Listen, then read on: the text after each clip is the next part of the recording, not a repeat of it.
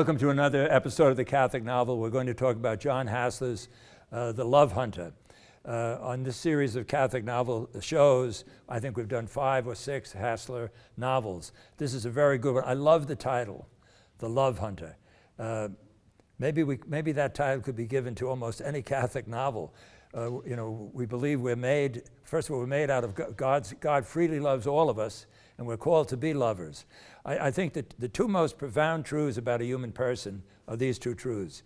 Every single person, Catholic, Protestant, Jewish, Islam, Hindu, Buddhist, every single person is unconditionally loved by God, totally loved by God. And you don't have to win it, you don't have to earn it, you don't have to merit it, it's all gift. And the second most important truth is everybody is called to be a gift giver, which is another way of saying everybody is called to be a lover.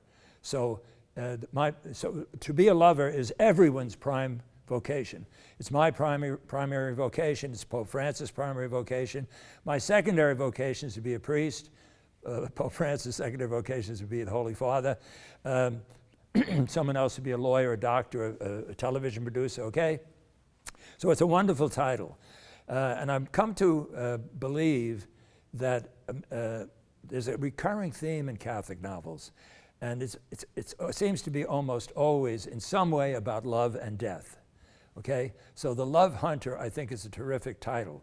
Now, I'm going to read the first page of the novel. There are 3 characters involved in this novel. Larry, his best friend Chris, and Larry's wife Rachel. Reading this first page will give you a sense, and then I'll comment on that, all right? At the appointed time, sunrise, Chris arrived at the Quinn's home in his mint green Chevrolet. He stopped at the curb under the giant elm and saw the front door open and Larry come shuffling out into the sparkling, rain-soaked morning. Before dawn, a thunderstorm had drenched the city, stripping the trees of half their golden leaves and opening this yard to sunlight where yesterday there had been shadow. Larry blinked. His movements were tentative. His face was an oval of ivory and his pale, wispy hair, what remained of it, lifted in the breeze. His brown eyes were dark and damaging. Even from this distance, they pierced Chris's heart. Behind Larry came Rachel in her blue robe. She laid a hand lightly on her husband's shoulder, and the 2 of them moved slowly along the short walk as Chris stepped around the car to open Larry's door, and then stood under the dripping elm watching her approach. This was Rachel the actress, Rachel the jogger, Rachel the woman of compassion and quick moves and brimming good nature. In the sun she was radiant. She too pierced Chris's heart, but not with sorrow or pity, or whatever it was that Larry inflicted. When Chris looked at Rachel, he was shot through with joy and longing. Against the ivy clinging thickly to the front of the home, ivy darkening from green to rust, Rachel's sunlit hair was the color of fire. So Larry has MS. He has multiple sclerosis. He's going to die from it. His wife is Rachel, and his best friend is Chris, and Chris has a strong attraction to Rachel. Now the title of the novel gets its title first from this. Chris has a plan to kill Larry out of mercy. He's his best friend, and he feels that because Larry has actually announced that he wants to die, that Chris will be doing him a favor. So that's the first meaning of The Love Hunter, okay? Now as you read the novel, you'll have to ask yourself, how pure is Chris's intention? Because he's very attracted to Larry's wife. And obviously, if he gets Larry out of the way, maybe a deeper relationship will form between Chris and Rachel. If you read the book, you will be the beneficiary of Hassler's insights into friendship, into suffering, into death, into love, okay? I'm not going to tell you how the novel, winds up or where it's going, but it will hold you throughout. What I want to do here is put The Love Hunter in a context with all the Catholic novels that we've done, and I think we've done 50 of them. Early on in this series, I told an anecdote about a nun who told me years ago, like 30, 40 years ago, that she got more out of Catholic novels than she did out of the famous spiritual books. And I said on the show, first I was a little surprised, and then I thought, I can understand that. They're religious stories, and every great novel is somehow about the reader. I mean, if it is a great novel, it's telling us something very profound about human nature. So here's what I want to do. I'm not claiming novels should be proselytizations or homilies or sermons. No, they have to be works of art. But Walker Percy and Flannery O'Connor both said to write a religious novel in the contemporary world is very dangerous, because the question is there an audience? Will the audience be able to grasp it? And even critics have misunderstood some Catholic novels. So I want to just reflect with you for a moment on two terms that Catholics use all the time and connect it with the Catholic novels. One is revelation, that there's a divine message from God, and the other is faith, which is a word we all throw around. You know, keep the faith, increase the faith, pray for more faith. Okay, so I'm going to talk about those two in relation to a Catholic novel. So what is revelation? It's some kind of a message, okay? For most of my life, I thought of it as a catechism that God had sent down from heaven with that all the answers to all our problems. As I got a little more sophisticated, I thought of it as a theology textbook in which God gave us all the answers. But I thought of it largely as an intellectual thing. I thought of it largely as a knowledge thing. And what is faith? Faith is some gift from God that enables us to read the catechism and to understand, to some extent, the mysteries of life, or to read the theology textbook. Once again, largely a knowledge thing, okay? I don't think so.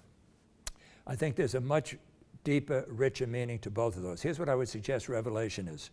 Revelation is an invitation from God to every single human person to enter into God's unfathomable life of love. The God who holds the universe in existence wants an intimate love relationship with Robert Lauder, or with John Jones, or with Mary Smith. That is awesome. That is really awesome, okay? Now, how does this invitation come to us? It can be mediated through films, it can be mediated through novels, it can be mediated through history, it can be mediated through other persons. I think it's very much mediated through marriage spouses. I think it's very much mediated through parents and teachers, but ultimately through Jesus Christ, okay? And everyone is invited, okay? Now, if that's what revelation is, what is faith? I think earlier, a few minutes, I referred to faith as a kind of a light, certainly kind of a knowledge thing, enabled to accept God's revelation. No, it's much greater than that. Faith is our saying yes to this invitation, okay?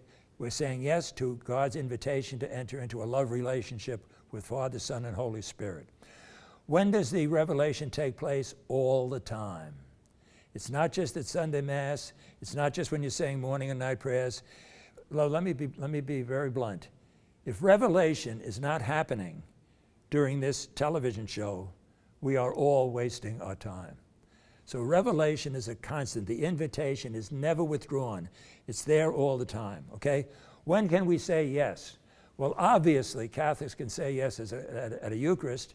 Obviously, we can say yes at morning and evening prayers and so on, okay? But we can say yes at any time. We can say yes while watching television. We can say yes while reading a newspaper. Now, how does this relate to the Catholic novel? Piers Paul Reed and Alice McDermott have made statements that indicate in their own writing their faith is primary.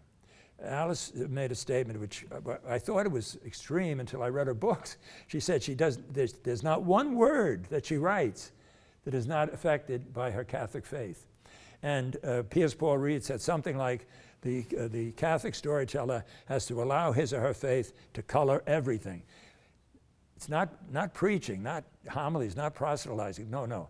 Right in the story. Flannery O'Connor makes a big point of that. Whatever the message is, it's got to be in the story, okay? So, is this possible? Well, let me give you an example I used at St. John's. Let's say there's a student in a theology class who gets the medal at graduation. You got 4.0 in theology, etc. And I say to the student, well, did you find it inspiring? And the student tells me, well, actually, I don't believe any of it. I'm an atheist, but I love taking tests, okay?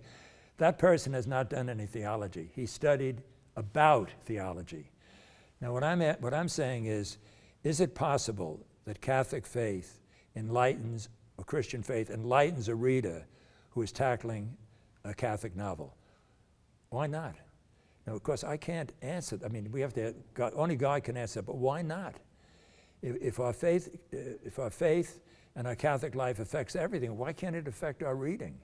So I can picture a critic who is not a believer who can criticize the book, criticize a Catholic novel in terms of style and so on, and even understand it. But if the critic does not believe, okay, in God or in the Christ, that critic's experience could be totally different from someone who does believe in God and does believe in Christ. So that's what I'm wondering. And I can't answer this question.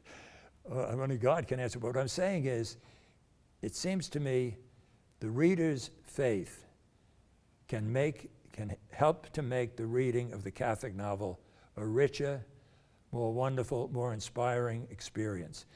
I think of the first time I read The End of the Affair or Graham Greene's The Power and the Glory, I had the feeling God was leaping off the page at me. Okay? So if I didn't think the Catholic novel was important, if I'm right about revelation and faith, it's tremendously important, tremendously important. Okay, so try The Love Hunter and think about this question. See if you agree with me that faith is a plus if you're going to read Catholic novels. Enjoy The Love Hunter.